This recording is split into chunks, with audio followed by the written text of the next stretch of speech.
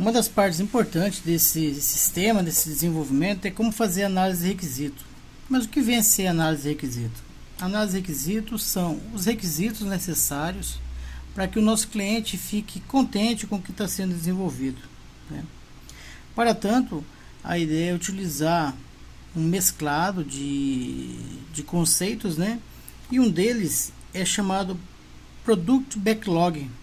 Ele é uma metodologia, né, do Backlog Canvas, né?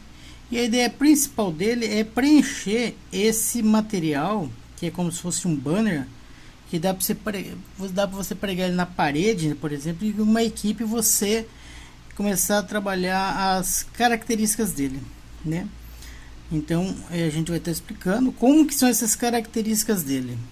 Inicialmente a gente vai estar explicando o conceito e como fazer, e depois mostrar numa situação prática como é desenvolvido isso.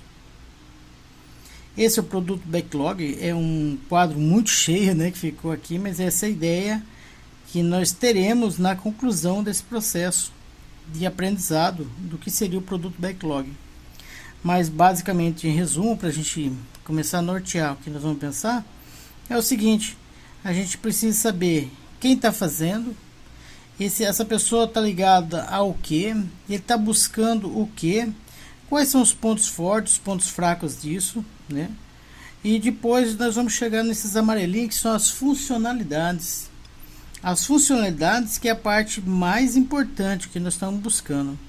Essa funcionalidade, em resumo, ela vai dizer quem vai fazer, o que essa pessoa vai fazer e por que ela está fazendo. E vamos chegar numa frase, como se a gente escrevesse um texto, uma poesia, vamos dizer assim, semelhante a essa. Como palestrante, posso realizar a publicação de trabalho para disponibilizar conteúdo. Ele está usando verbos, né, para dizer ação, e substantivo para dizer partes complementares disso, né? Então essa é um resumo que depois você pode entender como funciona, utilizar. Todo projeto que a gente faz, ele inicialmente é um projeto grande, a gente assusta com ele, né, ao ponto de falar assim, cara, será que eu vou conseguir fazer isso?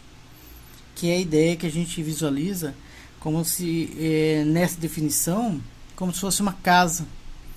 A casa em si, vamos imaginar uma casa de 2 andares, uma casa grande, de uns 300 metros quadrados, por exemplo, né? Ela, assim, na memória da gente, ela é fácil, a gente consegue imaginar. Mas aí, como que a gente vai construir essa casa, né? Então a gente tem o conceito de serviço, que é a casa em si, né? Que a gente está visualizando aqui, né? É um conceito do serviço que a gente quer, o que a gente tem uma expectativa. Para fazer isso, a gente começa a imaginar os cômodos, né? Como vai ser a cozinha, como que vai ser a sala, como que vai ser o banheiro, né? E esse aqui é chamado de Concept Backlog, né? Esse Concept Backlog é uma visão bem macro do que está precisando. Mas para fazer os cômodos, a gente imagina os tijolos, né? Quantos tijolos vai ser colocado por dia, qual parede vai ser criada a primeira. Então essa é a ideia do Product Backlog, que é o que nós vamos estudar. Quando a gente define o Product Backlog dessa forma, o que vai ocorrer? Nós vamos começar a achar peças simples, peças um pouco mais complexas e peças realmente complexas dessa construção, né? E nós vamos estar dividindo em forma de complexidade, da mais fácil para mais difícil, de forma que a gente aprenda gradativamente, sem perder a motivação e ganhando uma certa velocidade até, porque à medida que a gente vai trabalhando do mais fácil para o mais difícil, o aprendizado, a curva de aprendizado, ela é mais tranquila de se buscar, né? O primeiro momento dela é compreender a empresa está precisando de alguma coisa. Vamos imaginar uma tesouraria. Qual é o estado atual dela, por exemplo, de uma tesouraria? Ela está anotando no papel, ela não consegue emitir um relatório. Para mim saber quem está devendo, quem não está devendo, eu levo 3 dias, né? E o que eu quero? Eu quero alguma coisa que crie um relatório completo de 3 dias ou mais de 3 dias, um boletim, um resumo, de uma forma simplificada com apenas um clicar, né? Isso pode ser impresso, isso pode ser enviado por e-mail, isso pode ser enviado pelo WhatsApp, né? E a parte interessada, no caso, o tesoureiro, né? Nesse caso, o que ele faz e o que ele espera. Só que no caso, por exemplo, de uma tesouraria, além do tesoureiro, existem os sócios que pagam, né? Além dos sócios que pagam, existem os fornecedores que fornecem as coisas. E isso nós temos que entender. Então, o primeiro momento é compreender o estado atual, compreender o estado que a gente, da onde a gente está, para onde a gente quer ir, e começar a detalhar isso. Eu vou estar mostrando depois como colocar isso no material lá, no banner, né? Mas antes disso, a gente tem que identificar o produto backlog. Aqui nós estamos usando uma ideia que eu encontrei num slide muito interessante de uma universidade. E até uso às vezes em aula, né? Algum desses materiais, desse conceito em si. E a gente tem que identificar. Nesse caso, vamos seguir a ideia da imagem. Ele fala uma palestra coletiva. Então, o palestrante está fazendo palestra coletiva. Então, nós estamos fazendo uma análise de requisito, um produto backlog de uma palestra coletiva. Então, a primeira coisa que tem que fazer é a identificação. Identificar o projeto ou produto que será construído. Feito isso, nós vamos estar identificando o que a gente chama de problema. Os problemas, ele compreende o estado atual, onde nós estamos. Nessa etapa, as partes interessadas, de uma forma colaborativa, têm a mesma compreensão do estado atual, pontuando os problemas a serem resolvidos. É importante que conheça o problema antes de criar a solução. Olha só, ele diz, nessa etapa, as partes interessadas, né? Quem são as partes interessadas? São todos aqueles que participam do processo para a construção daquela casa. Feito isso, a ideia é compreender agora qual é o estado desejado, para onde que nós gostaríamos de chegar, qual é a nossa expectativa. E a expectativa ela vai estar nessa parte de baixo do produto backlog, né, que a gente vai estar preenchendo. O estado desejado, né, compreenda o estado desejado. Nessa etapa, é importante que as partes interessadas compartilhem a mesma compreensão do estado desejado, alinhando suas expectativas aos problemas do estado atual. Ali ele fala o seguinte, né? Que as partes interessadas compartilhem a mesma compreensão. O sistema é para todos, então não tem como o chefe, por exemplo, né, o tesoureiro, por exemplo, ditar como ele quer que seja. Porque aqui nós estamos trazendo da realidade, fazendo uma abstração, para que a gente possa trabalhar isso dentro do sistema. Então, quanto mais detalhe específico daquilo que a gente está fazendo, é melhor, entendeu? Então, aqui a gente chega numa parte chamada área de negócio, né? Nós definimos o que faz, o que está esperando, qual é a parte interessada, se é o tesoureiro, se é o sócio, se é o fornecedor. E vamos definir agora a área de negócio. A gente vai observar, por exemplo, que o tesoureiro está numa área de negócio, o sócio está na outra área de negócio. Como que a gente vai trabalhar isso, né?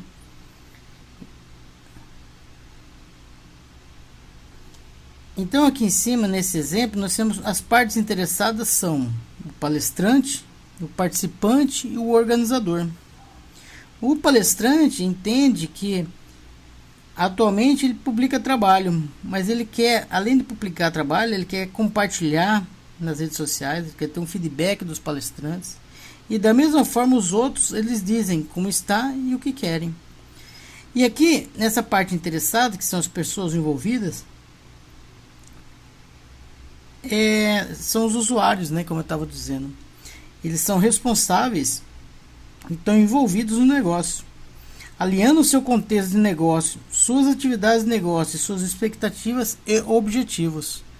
Por exemplo, o que o sócio quer, né? O sócio quer um extrato. O sócio quer saber quando que ele pagou. O sócio quer saber quanto que ele deve. O sócio quer saber se ele pode pagar adiantado. O fornecedor quer saber para onde envia a nota, como que é a nota, qual que é o CNPJ da nota. Essas características que a gente está examinando aqui, né? Aí chega a área de negócio, e nessa área de negócio, baseado nos participantes, que são suas áreas específicas, vão começar a encontrar a atividade de negócio. Então, na área de negócio, né, vamos explicar aí depois a atividade. A partir desse momento, identificamos as partes interessadas, identifica as suas áreas de negócio. Então, olha só, a área de negócio do palestrante é realizar trabalhos. A área de negócio do participante, do organizador, nessa ideia que a gente está utilizando como exemplo, são os eventos. A pergunta é, qual é a área de negócio do tesoureiro? Qual é a área de negócio do sócio, do fornecedor? Então, isso que nós estamos preenchendo. A ideia dessa parte aqui é entender como que a gente preenche esse produto backlog de forma que a gente possa colher aquelas frases, né? Então, aqui a gente começa a interligar as informações. No primeiro momento, a gente consegue pegar as informações, quem faz, o que faz, como que tá, para onde que vai. E agora a gente começa a unir essas coisas, formando as ideias das histórias, né? As histórias, elas podem ser feitas da seguinte forma: como o papel que a pessoa está exercendo, a função que ela exerce para realizar alguma coisa. Usando isso, nós vamos estar usando algumas metodologias que provavelmente já se utilizam, como 5W2H, e vamos encontrar quem, o que, porquê, né? E dentro disso aí nós vamos ter o que? Nós vamos ter os critérios de aceitação, porque o que acontece? Quando você pega essas informações, ela vem em forma de uma reunião. E toda reunião, quando trata assuntos assim, existe uma diversidade de opiniões. Então a gente começa a criar o que? Olha, eu concordo, eu não concordo, é assim, não é assim, né? E disso daí nós vamos criar etapas, né, para ser criadas, né? São etapas que nós vamos definir, que são aqueles tijolinhos pequenos.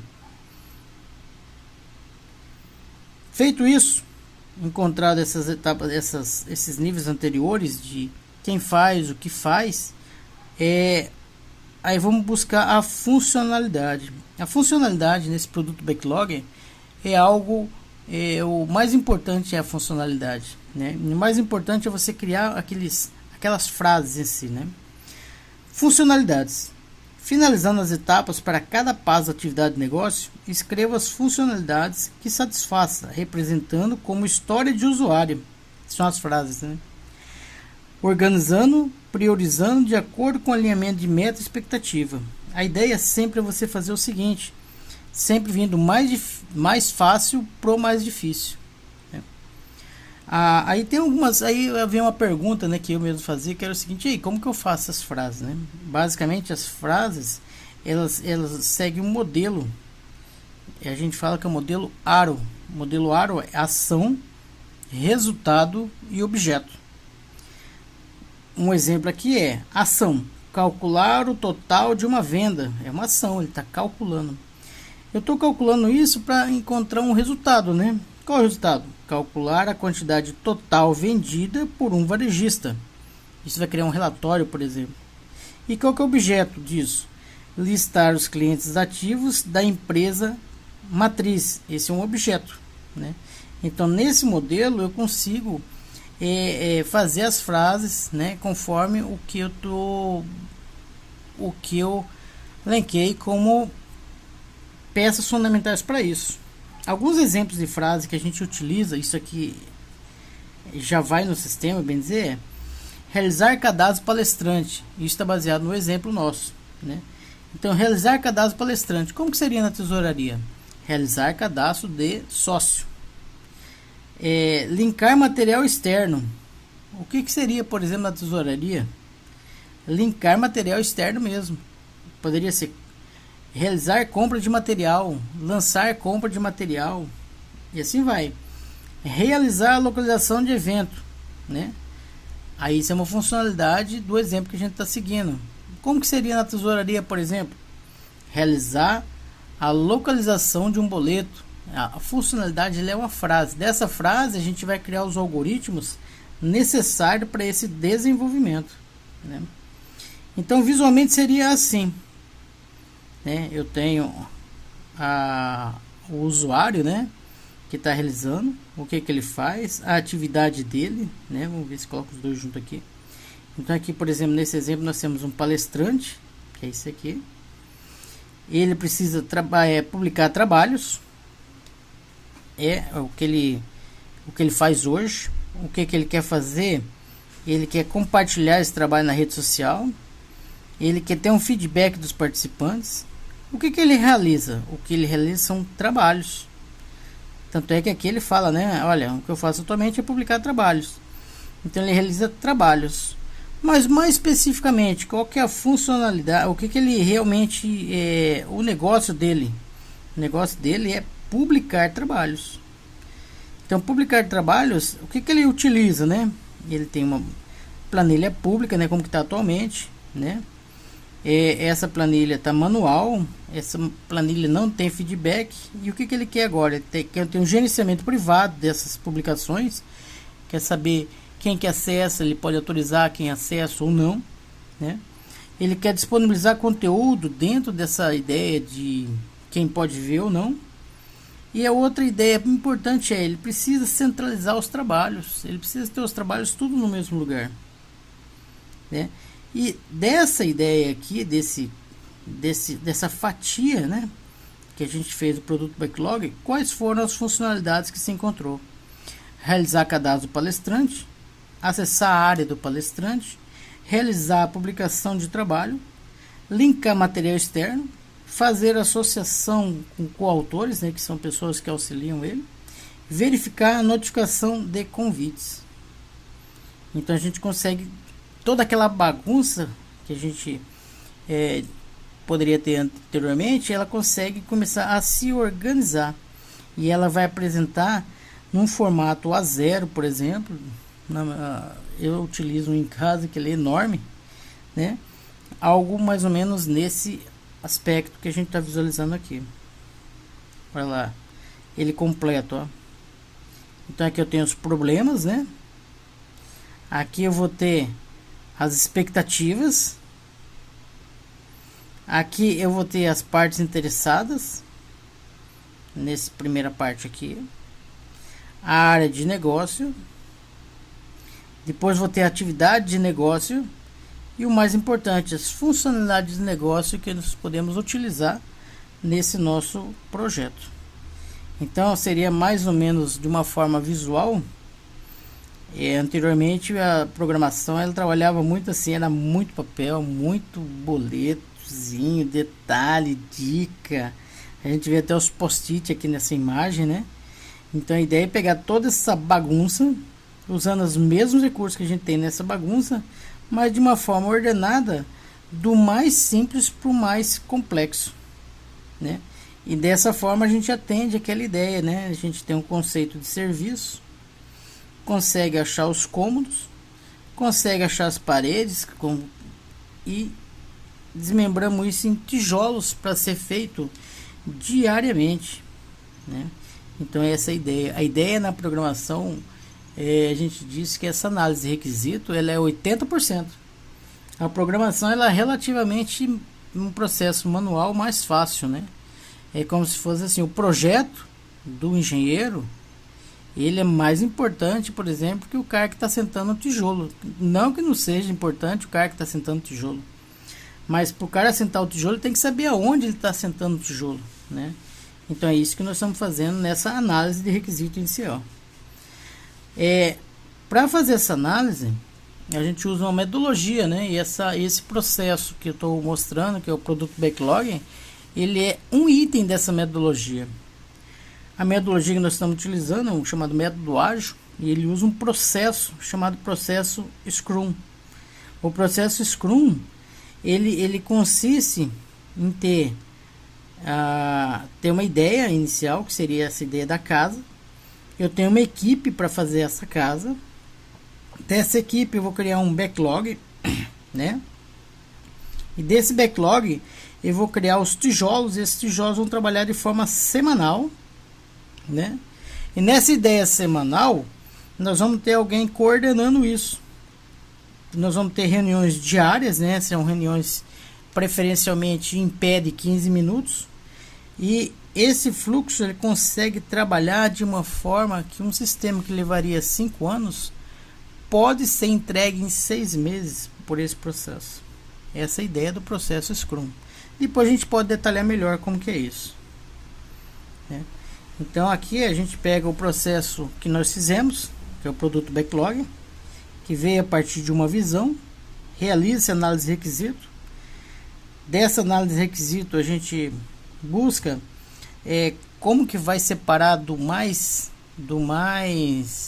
aqui a gente cria o cômodo, né, que seria como que a gente vai começar a entender como que é o cômodo, cada pedaço desse cômodo, e começa a separar do mais fácil para o mais difícil. Isso é planificado de forma que a gente delegue para alguém fazer. Vamos ter um checklist dizendo como é que está sendo realizado, e isso é medido de forma semanal. Então essa ideia de usar o Scrum junto com o produto backlog.